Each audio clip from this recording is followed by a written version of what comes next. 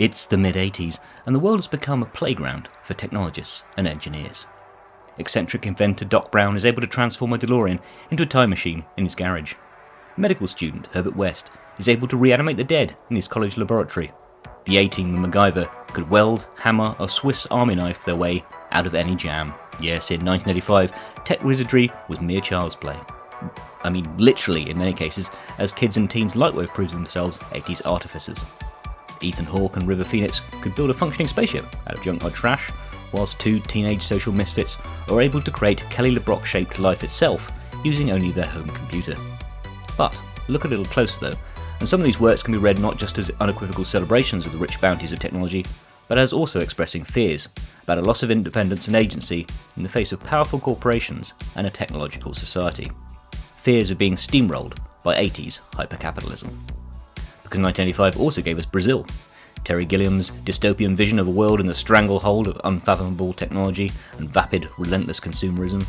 And this period also saw the emergence of the new genre of cyberpunk, near-future urban landscapes where the street found subversive uses for emerging tech. And then there was the 80s icon Max Headroom, who over the course of a decade went from being a pastiche of the man to somehow working for him as an advertising mascot. Welcome then to 1985, and welcome once more to Quantum Geek.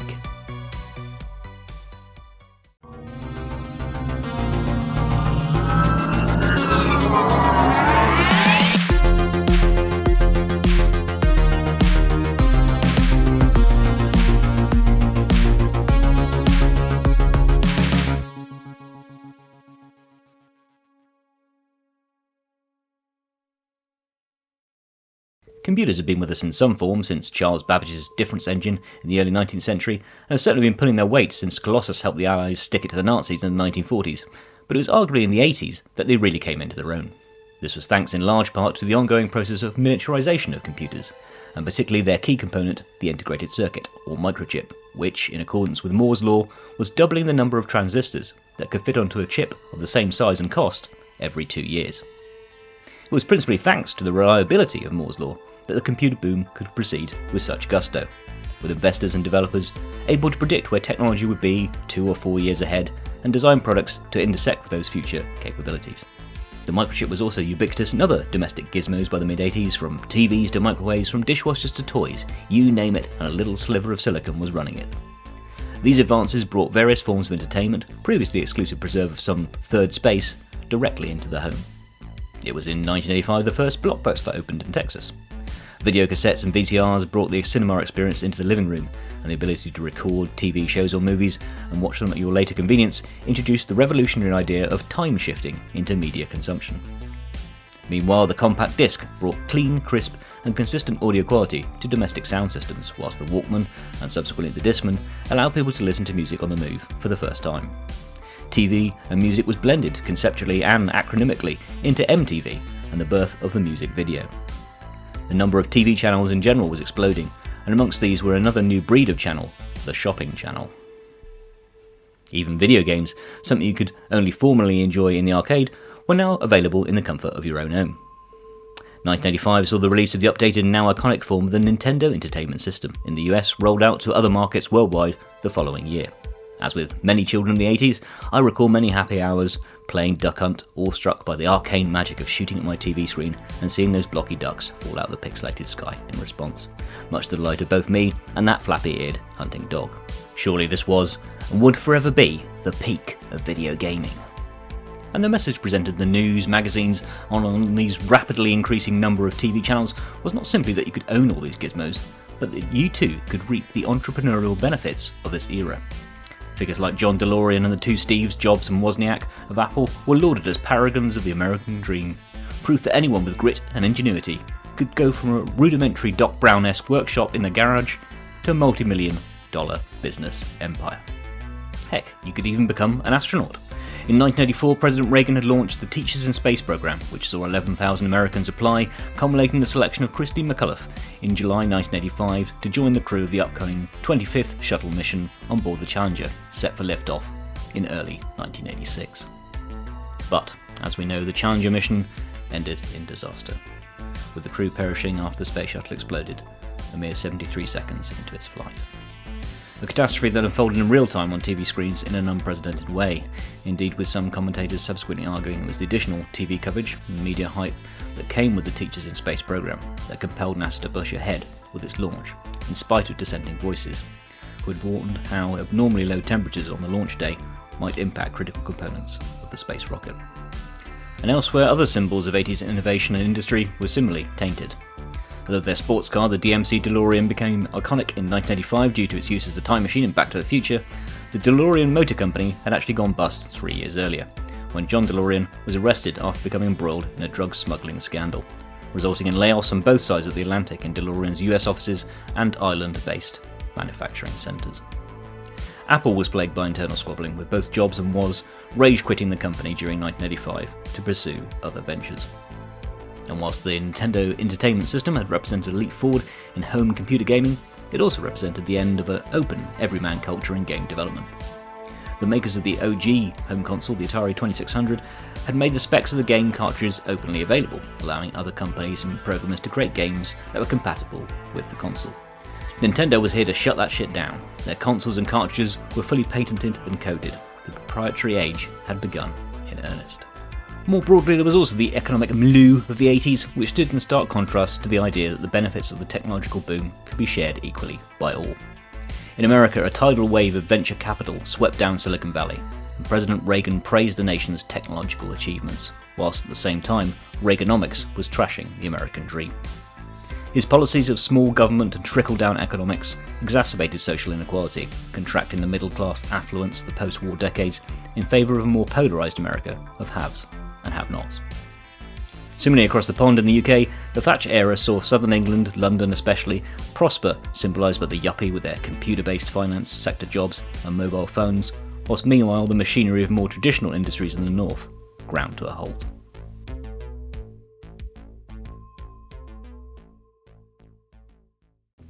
By the 1980s, several of the staple TV and movie hero archetypes, specifically various flavours of action heroes that had dominated the previous half-century or so, had begun to lose their sheen.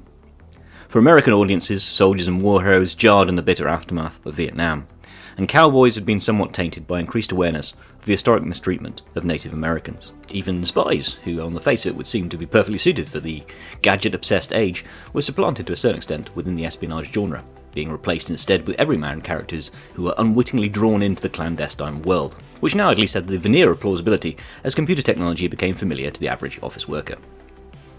Plus, a dozen years of Roger Moore as Bond probably hadn't done much for the credibility of the conventional fictional secret agent. There was an opening, therefore, for a new type of action hero, one with mechanical skills, mathematical acumen, and the ability to bend machines to their will. These heroes needed to get their hands dirty as well as their brains smarty. The former job demarcation between the spy or action hero in the field and their nerdy unsung colleagues back in the labs was breaking down. Two of the most popular shows of the mid-80s illustrate this, The A-Team and MacGyver.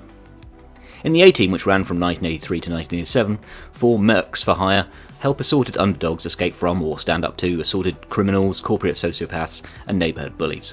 Aside from relying on a veritable arsenal of firearms, fortuitous helicopter evacs and a whole lot of riz, a defining feature of the show was their ability to fashion equipment and weaponry out of miscellaneous piles of domestic or industrial detritus, invariably finding themselves pinned down in a conveniently well-stocked warehouse, barn or hangar shortly before the episode's denouement. MacGyver, which was first broadcast in 1985 and ran through into the early 90s, leans into this even more heavily, with its eponymous protagonist seemingly able to solve any problem with duct tape, a Swiss Army knife, and whatever household chemicals happen to be at hand, conjuring extreme life hacks and Deus Ex Explodicas every week, to the point where to MacGyver became a pop culture verb for such ingenuity. Interesting to note that both Mac and the A-Team solutions remained grounded in good old-fashioned grease and gears kind of tech, mechanical skills American householders had practiced in the garages for decades. Those newfangled computers, the gizmos being lauded as the next big thing, barely got a look in. Indeed, in MacGyver's second season opener, The Human Factor actually features a malfunctioning, malevolent computer as the episode's villain, an early example of that smart home or office turning against its inhabitants trope. Some of that has to do with the dramatic requirements of film or television. A montage of hammering, welding and power sawing with a tantalising promise of pyrotechnics will inevitably be more satisfying than someone typing reams of code on a chonky 80s computer. But the idolisation of the A-Team and MacGyver's uber handyman skill set may also reflect contemporary anxieties about a loss of agency in a technological age, proprietary gadgets and built-in obsolescence. When something went awry, popping the hood and getting in there with your wrench wasn't an option with a microwave oven or a VCR. These shows heightened the technical competence of its heroes, whilst mostly keeping the machines they were working on familiar, old school and comprehensible. Whilst our heroic protagonists were getting a tech-savvy makeover in the 80s, the innovation zeitgeist also allowed movies to dust off and reinvigorate a long-established stock character, the mad scientist.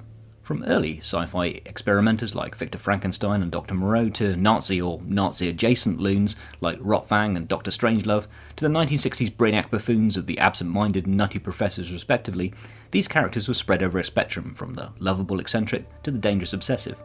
But they all shared in common a mismatch between their vast intellect and their diminished common sense and moral intuition, risking calamity through their reckless hubris.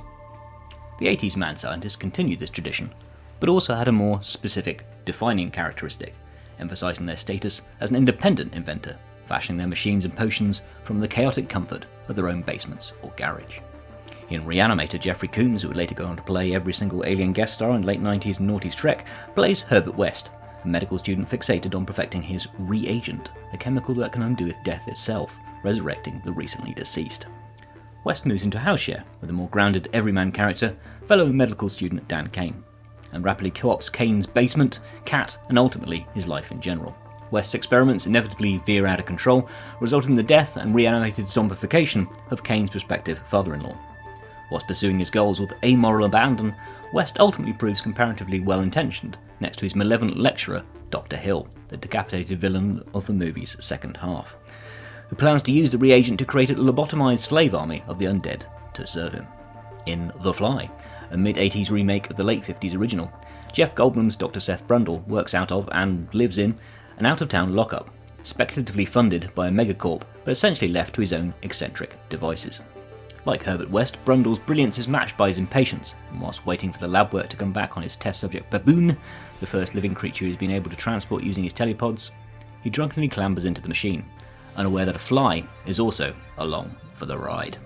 Quintessentially Cronenbergian body horror results ensue as Brundle steadily transmogrifies, gaining more and more insectoid characteristics like bristly body hair, the ability to walk on walls, digesting food externally, and of course the characters which we all think of immediately when talking about flies, their sexual prowess. Anyway, the social isolation that comes from Brundle's intellect is now compounded by the isolation of his physical transformation, and he becomes this new Gestalt being. Brundlefly first becomes fixated on putting a second human being through his telepod so he can have someone who understands what he's going through, and then veers instead to the idea of fusing himself with another person in an attempt to re-infuse himself with humanity. Unsuccessful in this last, desperate endeavour, we see a final glimmer of humanity in the otherwise unrecognisable Brundle, wherein he implores, through insectoid gesturing, his love interest, Gina Davis's journalist Ronnie, to end both his insane experiments and his own suffering. The protagonist of the New Zealand movie The Quiet Earth, Dr. Zach Hobson, whilst technically part of a global collective of semi-autonomous laboratories cooperating on an experimental wireless energy network called Project Flashlight, still retains the independent inventor vibe, with his remote two-person lab seemingly having minimal oversight by either government or academic agencies. Through some fairly ill-defined sci-fi magic, the premature activation of Flashlight wipes out almost the entire Earth's population in an instant, leaving only a handful of survivors, a mere 3 of which we actually see in the film. Initially believing himself to be the last person on Earth, and racked by guilt for his role in the global devastation wrought by his science project, Zack quickly slips into despair and madness, indulging hedonistically in the fineries of life as he moves into a palatial property, only to find that such conspicuous consumption has little emotional payoff without an audience, the have-nots to envy the lifestyle of the haves. He returns to sanity after meeting fellow survivor Joanne, and he becomes more sympathetic to the viewer not just because of his redemptive character arc in which he sacrifices himself to prevent Project Flashlight's existential threats from escalating still further, but also because of his technical ingenuity, both in escaping and in eventually destroying the Project Flashlight laboratory through inventive pyrotechnics. Even Doc Emmett Brown of Back to the Future, who we tend to think of as lovable eccentric, kind of does some sketchy stuff in his efforts to perfect his time machine, including using his own dog as a biological specimen in its first test drive, and indirectly supporting Libyan terrorism in his efforts to acquire plutonium. Like the aforementioned mad scientist, though, he does eventually become aware of the dangerous potential of his own invention and looks to have the time machine dismantled. Though, he does also build another massive time machine in the third film, but anyway. Overall, then, the 80s reinvention of the mad scientist retained some of the earlier features of the trope of a charismatic but problematic obsessive, but placed a new emphasis on their abilities to problem solve and invent using only household or mail-order parts, and locating them on the scientific fringes outside of the direct oversight of governments, corporations, or other authority figures. They also share in common redemptive arcs, ultimately demonstrating not just their own agency to solve their own problems, but the moral self-awareness to recognise and own their mistakes. In parallel to the more well-established mad scientist, the mid-80s also saw a slew of films based around another archetype, the teen genius or kid prodigy, again now with improved tech savviness, and in particular a youthful obsession and simpatico with the emerging world of computers, alongside a playful defiance of adult authority figures. Our first mid-80s whiz-kid is the 1983 breakout performance by Matthew Broderick as teen hacker David Lightman, who inadvertently penetrates the military NORAD computer network at Cheyenne Mountain, mistaking the Nuclear Missile Command's new AI system Whopper for a video game company's data vault of forthcoming projects. Lightman's blunder then nearly starts World War III, as Whopper, unrestrained by human compassion or morality, steadily nudges the US and Russia up the escalation ladder, as the hard-headed generals and arcane computer technicians fail to bridge the gulf between their divergent outlooks and lexicons.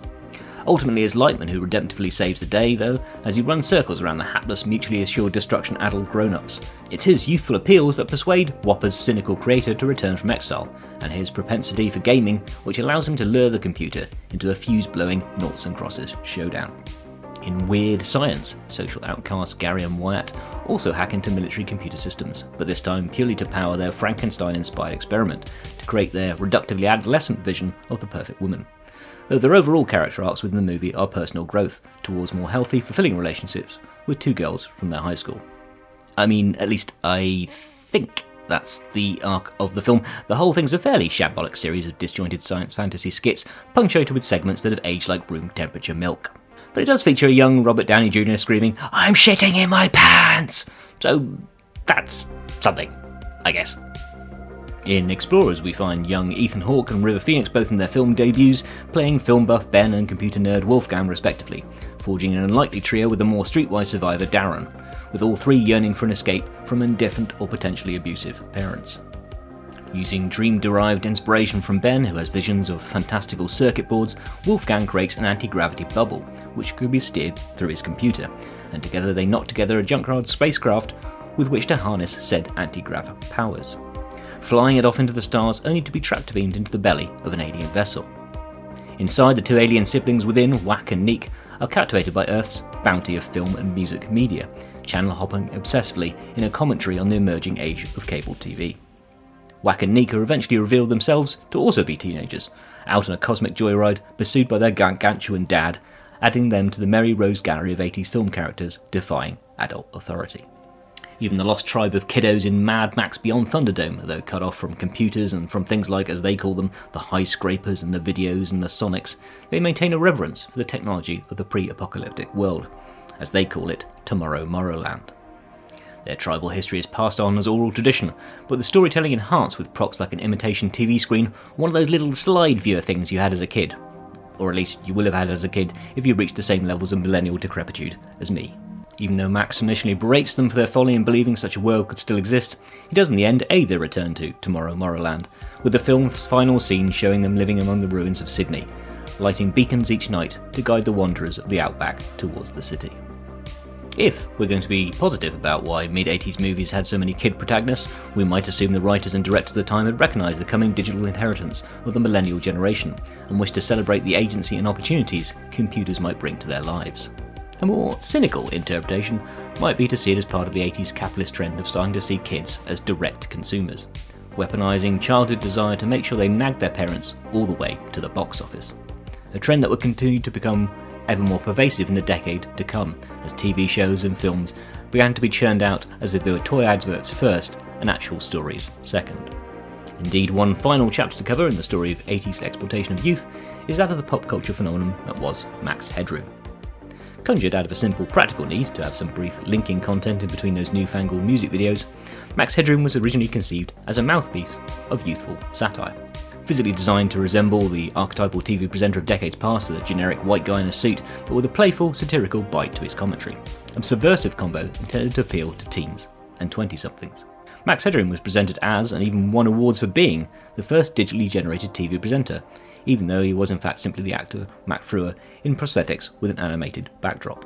However, within the space of a few short years between his debut in 1985 and the cancellation of his spin-off sci-fi series in 1988, Max Headroom had been fully co-opted by the corporate machine, a puppet rather than a pastiche of the man, frequently deployed to advertise products, most notably the disastrous misstep that was New Coke.